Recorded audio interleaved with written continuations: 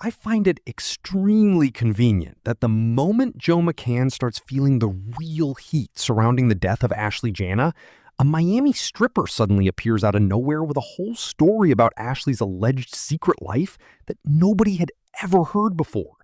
The timing on this is way too suspicious, and people with their eyes open are already starting to smell something very wrong underneath all of this. Because you have to ask yourself the obvious question. Could this be a carefully calculated smear campaign that somebody is orchestrating behind the scenes to shift the narrative? Think about it this way. If you can get the world to see Ashlee as a secret escort instead of a happy bride-to-be, it suddenly makes the story that she took her own life a whole lot easier for people to swallow without asking deeper questions. But hold up. Who actually benefits from this specific narrative being pushed right now at this specific moment in time? Because from where I am sitting, this looks like a desperate and deliberate attempt to flip the entire script and get people digging into Ashlee's past instead of digging into the truth about what actually happened to her. Honestly, I was hoping we would have real answers about this case by now, but instead we are still being served theatrics and distractions. So let's get into exactly what is being claimed here. There is apparently a Miami stripper now alleging that Ashlee lived a complete double life and claiming she can confirm that Ashlee had a second Instagram page dedicated to her work as a stripper and service girl that was conveniently taken down. I personally have not seen any screenshots or concrete evidence from this alleged second account, and I want to be very clear about that. But what I did notice is that Ashlee's active account has a surprisingly small number of posts, which could lead some people to believe there was indeed another account where she was posting different content, especially when you consider that her Twitter account contains some very revealing videos.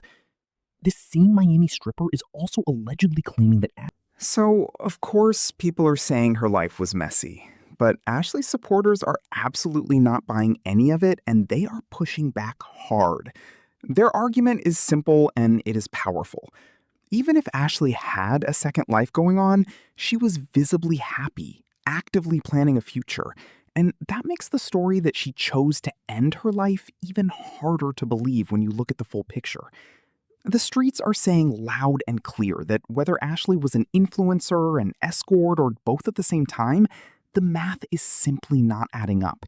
And Joe McCann has a whole lot more explaining to do before this conversation is over. And hold up, because what if Joe is the one quietly feeding these blogs this narrative specifically to protect himself and control the story before it completely unravels? Think about it.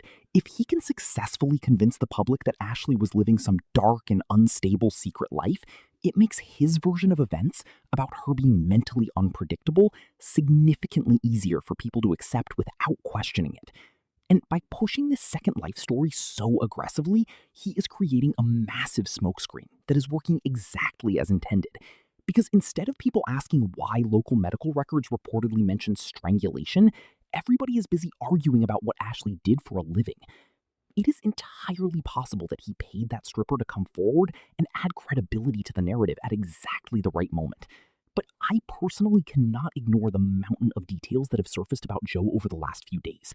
The documented anger issues, the fact that they were allegedly fighting from the moment they landed in Zanzibar, the inexplicable delay in notifying Ashlee's family, the reports that he left her alone at the villa to spend time with local women, and the possibility that he took out a policy on her life.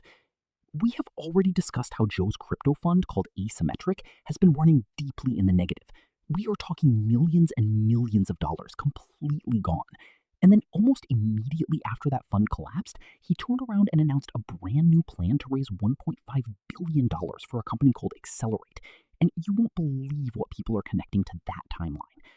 The theory being pushed is that Joe took out a life insurance policy on Ashlee, staged a very public, high-visibility proposal to make the relationship look picture-perfect, and then orchestrated a tragedy in a foreign country with entirely different legal standards, where things could be controlled and buried. And it does not help his case at all that Ashlee's family says they first found out something was wrong when Joe called to say she was in the hospital, but provided almost no details about what had